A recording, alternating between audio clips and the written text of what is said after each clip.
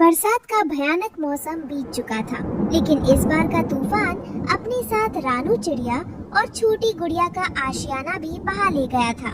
दोनों एक नए और सुरक्षित घर की तलाश में मीलों का सफर तय कर चुकी थी। मम्मा, मेरे पंख अब बहुत भारी हो रहे हैं, मुझसे और नहीं उड़ा जा रहा। क्या इस बार भी हम किसी ऊंचे पेड़ पर घोंसला नहीं बनाएंगे? धीरज रखो मेरी बच्ची, देखो अब ये तूफान बहुत तेज और अनपेक्षित आते हैं। पेड़ों के घोंसले अब सुरक्षित नहीं रहे। क्यों न हम इस सामने वाली पहाड़ी के पास कोई पक्की जगह ढूंढे। देखो वहाँ एक गुफा जैसी जगह दिख रही है। दोनों उड़कर गुफा के मुहाने पर उतरती हैं। गुफा अंदर से काफी बड़ी, साफ और हवादार होती है। वाह मम्मा, ये तो बहुत बड़ा और पक्का घर है। इसे तो कोई भी आंधी या तूफान अपनी जगह से नहीं हिला पाएगा।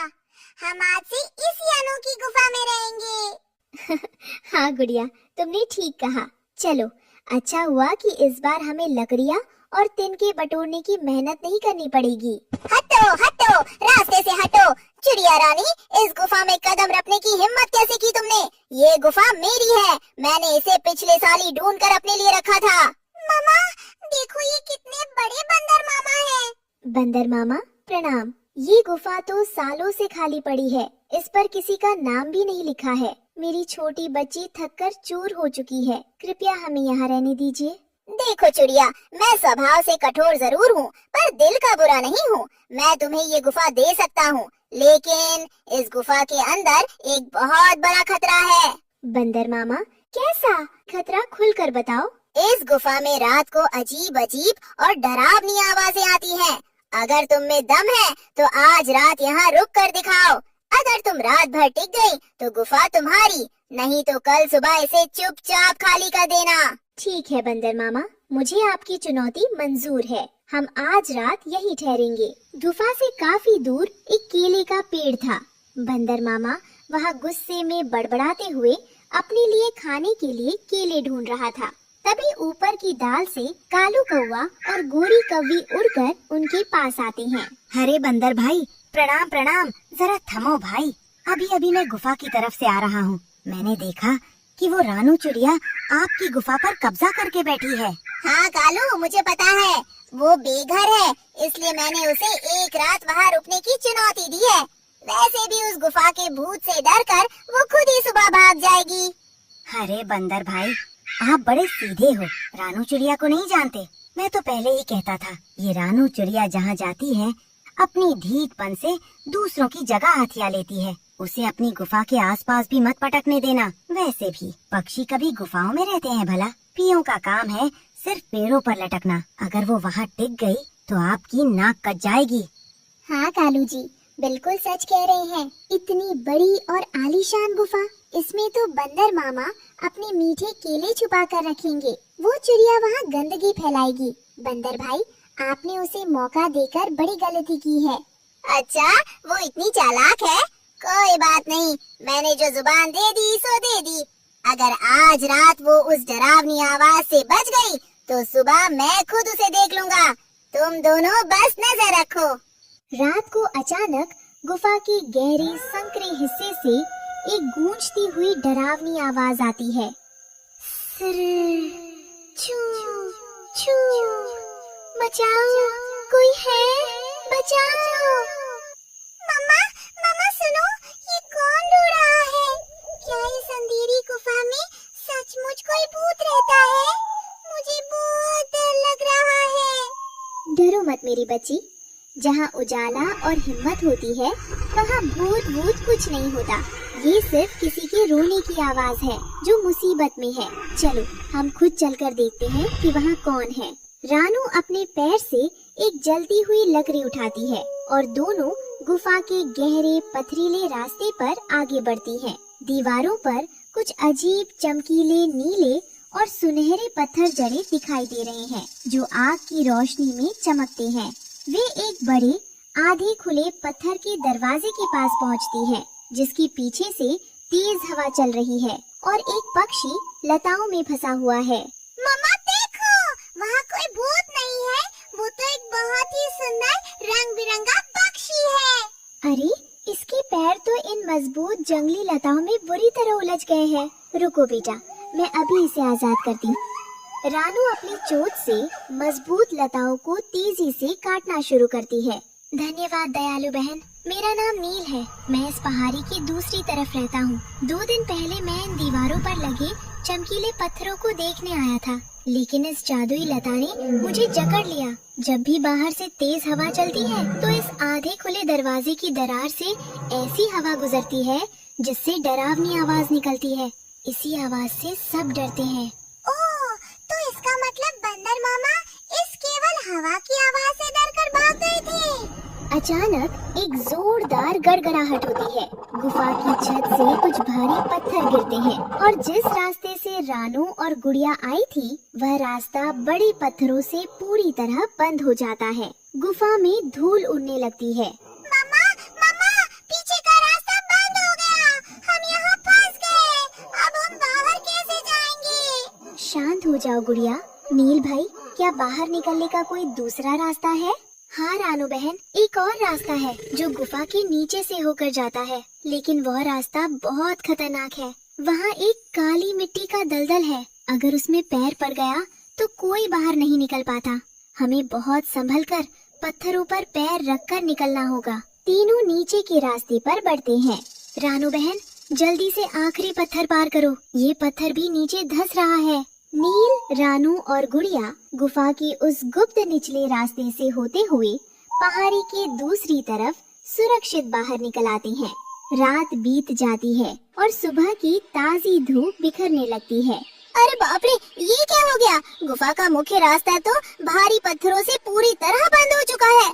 चिड़िया रानी, छोटी गुड़िया, तुम अंदर हो क्या? देखा बंदर भाई, हम तो पहले ही कह रहे थे कि वो चिड़िया मनहूस है, जहाँ जाती है मुसीबत लाती है। अब खुद भी फंसी और आपकी आलीशान गुफा का रास्ता भी हमेशा के लिए बंद करवा दिया। हाँ बंदर भाई, अब ये गुफा किसी काम की नहीं रही। अच्छा हुआ जो ये बला टल गई। चलो, अब यहाँ रहने का कोई फायदा नहीं। चुप करो तुम दोनों। मुझे अपनी गुफा का लालच नहीं है। मुझे उस नन्ही गुड़िया और रानू चिड़िया की चिंता हो रही है। मैंने गुस्से में आकर उन्हें चुनौती तो दे दी, लेकिन वे बेचारी रात के तूफान और पत्थरों के मलबे में दब गईं। ये सब मेरी वजह से हुआ है। मुझे माफ कर देना चिड़िया रानी। बंदर मामा फूट फूट कर रोने ही वाले होते हैं कि तभी पहाड़ी के पीछे से उड़ते हुए रानू चिड़िया, गुड़िया और उनके साथ चमकीला नील पक्षी वहाँ आ उतरते हैं। बंदर मामा, रोना बंद कीजिए, हम बिल्कुल सही सलामत हैं। अरे चिड़िया रानी, तुम दोनों बच गई, पर तुम इस बंद गुफा से बाहर कैसे आई? और ये सुंदर पक्षी कौन है? बंदर मामा, आपकी गुफा में कोई भूत नहीं था। ये नील भाई थे जो जंगली लताओं में फंस गए थे और हवा के दबाव से वो आवाज आ रही थी। रात को जब रास्ता बंद हुआ तो नील भाई ने ही हमें गुफा के गुप्त रास्ते से सुरक्षित बाहर निकाला। रानू बहन, मुझे माफ कर दो। मैं कालू और गोरी की बातों में आ गया था। तुमने न सिर्फ मेरी गुफा का डर दूर किया, बल्कि एक निर्दोष पक्षी की जान भी बचाई। आज से तुम इस गुफा में खुशी खुशी रह सकती हो और मैं बंदर मामा आज से तुम्हारा पक्का दोस्त हूँ। दूर बैठे कालू कौवा और गोरी कौवी बंदर मामा और रानू की दोस्ती देखकर जल भुन गए हैं और वहाँ आकर कानापूसी कर रहे हैं। देखा गोरी, सारा खेल ही बिगड़ गया। वो बंदर मामा जो डंडा लेकर घूमता था अब रानू का रखवाला बन गया है। अब रानू को उस पक्की गुफा से निकालना नामुमकिन है। अजी सुनिए जी, सीधे रास्ते से घी न निकले तो उंगली टेढ़ी करनी पड़ती है। रानू गुफा के अंदर तो बैठ गई है, लेकिन पक्षी गुफा में खाएंगे क्या? दाना पानी तो उन्हें बाहर जंगल से ही लेने आना पड़ेगा। वाह गोरी, क्या दिमाग पाया है तुमने। हम पूरे जंगल के पक्षियों को भड़का देंगे कि रानू जादुई गुफा में रहकर कोई काला जादू कर रही है। जैसे ही वो दाने की तलाश में बाहर आएगी, हम उसे दाना चुगने ही नहीं देंगे। भूखी प्यासी वो खुद ही गुफा छोड़कर भाग जाएगी। कालू और गोरी सोच रहे थे कि बेघर होने के बाद रानू दाने दाने के लिए तरसेगी और बाहर आएगी, लेकिन रानू चिड़िया तो हमेशा 2 कदम आगे की सोचती थी। उसने गुफा के हवादार हिस्से में खुद का एक छोटा सा खेत बनाने का फैसला किया। रानू अपनी चोंच को चोट पहुंचाने के बजाय सूखी लकड़ियों से बने एक छोटे से हल को खींचकर गुफा की सूखी जमीन को खेती के लायक बना रही थी। लो रानू बहन, मैं जंगल के सबसे अच्छे केले के पेड़ों के पास से उपजाऊ काली मिट्टी ले आया हूँ, पर मुझे ये समझ नहीं आ रहा कि तुम गुफा के भीतर ये सब क्यों कर रही हो? बंदर मामा, बाहर का मौसम अब बहुत अनपेक्षित हो गया है। कभी अचानक तेज धूप होती है तो कभी फसलें बह जाती है। इस गुफा के भीतर जो हिस्सा खुला है वहाँ धूप भी आती है और हवा भी। यहाँ हमारी फसलें बाहरी तूफानों और चोर पक्षियों से बिल्कुल सुरक्षित रहेंगी। हम गुफा के अंदर ही अपनी अनोखी खेती करेंगे।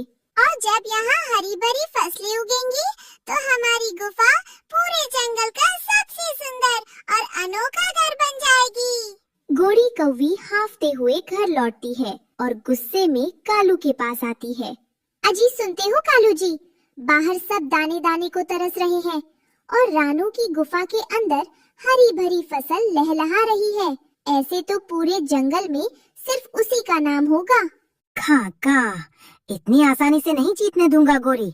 हर बार वो बच जाती है। कभी नदी घर बहाती है, कभी पेड़ टूटता है, पर इस बार मुसीबत खुद चलकर उसकी गुफा तक जाएगी। वो कैसे कालू जी?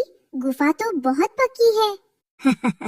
गुफा पक्की है तो क्या हुआ? मैं जंगल के उस पार रहने वाले काले नाग को बहका दूंगा कि रानू की गुफा में ढेर सारा भोजन और खजाना है। जब नाग वहाँ कब्जा करेगा तो सब जान बचाकर भाग खड़े होंगे।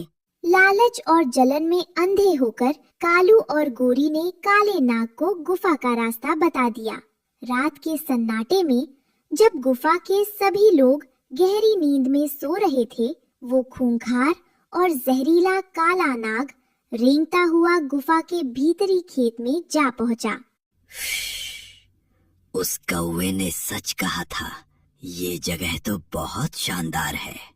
यहाँ ठंडी हवा भी है, खाने के लिए ताजा अनाज भी है और छिपने के लिए इतनी बड़ी गुफा भी। अब से इस गुफा का राजा मैं हूँ। जो भी यहाँ आएगा मेरे जहर का शिकार बनेगा।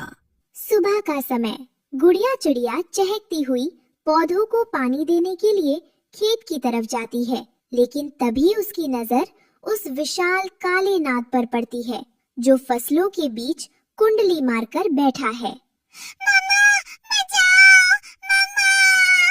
देखो, खेत में कितना बड़ा और डरावना सांप बैठा है। गुड़िया की आवाज सुनकर पक्षी और बंदर मामा तुरंत दौड़कर खेत की तरफ आते हैं। सामने काले नाग को देखकर सबके होश उड़ जाते हैं। नाग गुस्से में फन फैलाए खड़ा हो जाता है।